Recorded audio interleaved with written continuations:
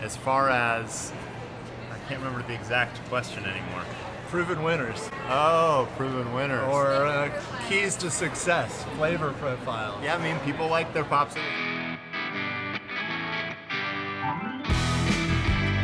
This is our 10th year, and it's also Community Farmers Market's 10th year birthday. Yeah. That's not really something, huh? Amazing. King of Pops and CFM, 10 years together. It's 20 years of greatness, if you're doing the math. So King of Pops was started 2010. A lot of great Atlanta things were happening.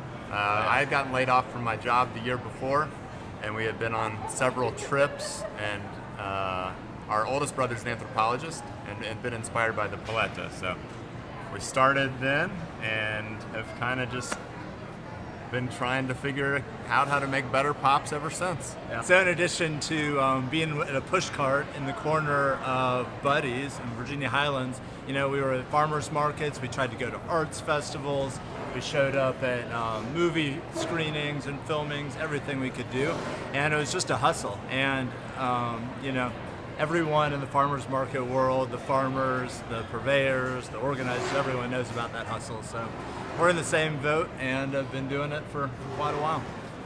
And as a customer and as a vendor, it's kind of the same thing. It's just you aren't like best friends with these people, but you develop relationships and you feel almost like best friends when you see them. So we're not hugging nowadays, but it feels like you just want to hug a bunch of people that you see there. I agree. It's definitely the camaraderie. It's just you go there, you're there for the social aspect as much as it is shopping for this week's groceries. From the vendor side, I would say, starting off was a great place for us to find, local farmers that could be our suppliers with, maybe overripe fruit that wouldn't mind being ground up into pops. So it was a great place where we could have some of the best produce available at maybe a discounted price too. So that really helped out as a young company. It is important because it just feels like the right thing to do. It's kind of the places and the communities and the people that we have found over the years that have supported us. It's kind of a way of giving back. Certainly there's environmental reasons, and yeah, I think the produce itself is amazing, and then like Nick said, I think the next biggest reason is to support friends or future friends or whatever, because it's amazing how quickly it comes around. We all know it takes a lot of energy just to have a small business stay afloat, and then it takes, I think, an extra level of energy to try to be thoughtful during those times. So it's always a challenge, but you'll find out either in the moment or sometimes not till years later when people really appreciate what you were doing. So I think we've always tried to think about that, and sometimes done better than others, but it's always been a part of the conversation at least. I think the more figurative secret sauce is the community that we're engaged with, the people that love us, and keeping things fresh. So it's not only the customers that we're serving, but also our employees, and they love us and we love them, and the same with our communities. And the literal secret sauce is great produce and great flavors, and traveling, being inspired, and constantly keeping our eyes open to what the flavors of the world are, flavors of our communities are, and how we can kind of reinterpret those as a frozen treat. Yeah, so we do a lot of citrus, and most of our pops have some bit, and poptails really have some bit of tart citrus note. What do you think? Well, I think you were veering towards the fruit-only pops. People also like their desserty pops, which are the dairy or creamy pops. Yeah. So kind of depends what mood you're in, whether you're going for fruity and refreshing or desserty and kind of satisfying in that way, I guess. Indulgent, that'd be the word. But I don't know if there's any secret to it other than if you taste it before it's frozen and it's not good, then it's not going to get any better after it's frozen. So, yeah.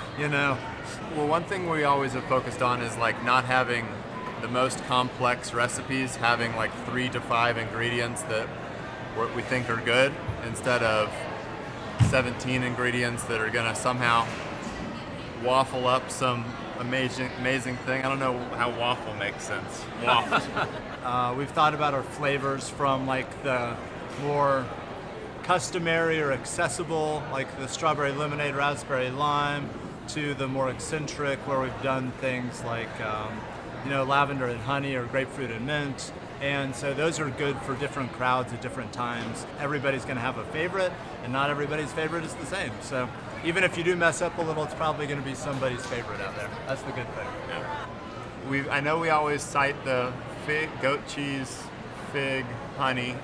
Ended up being a very dense pop. A lot of goat cheese in there. Yeah. So there's a popsicle for everybody, and including hot dog water. That might only be James. But yeah, we've made a lot of bad ones. Like Nick said, like, don't go through all the process of freezing a bunch of them if the liquid format doesn't taste good. And I think one that stands out to me that wasn't very good, and I'm not even sure where the idea came from, was grapefruit and fennel. And maybe that was something at some point we saw in a culinary experience, Yeah. but it did not represent itself well in our format, unfortunately.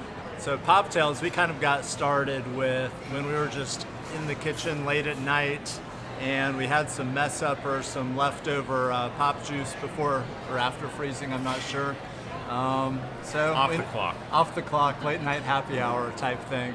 We do a lot with vodka, tequila, and whiskey, just because they're probably the most accessible. But We don't use a lot of flavoring in the liquor. Typically we'll use just like a straightforward spirit instead of like the one that has their flavors developed, since we're already going to be infusing it with other flavors. I mean, we try to get a local spirit, which is exciting because there's a bit more of them popping up. Oh yeah. let's do it. Let's do it.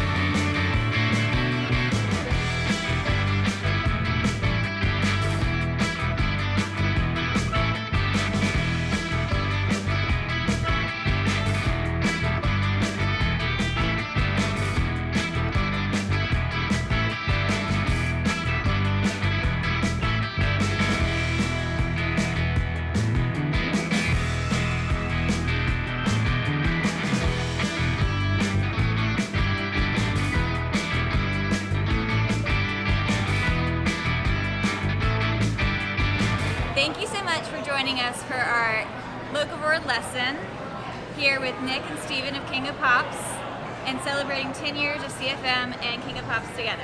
Woohoo! Thanks. Thanks for tuning in to Locavore Lessons. This is our first one, so we hope you join us for this in the next 10 weeks.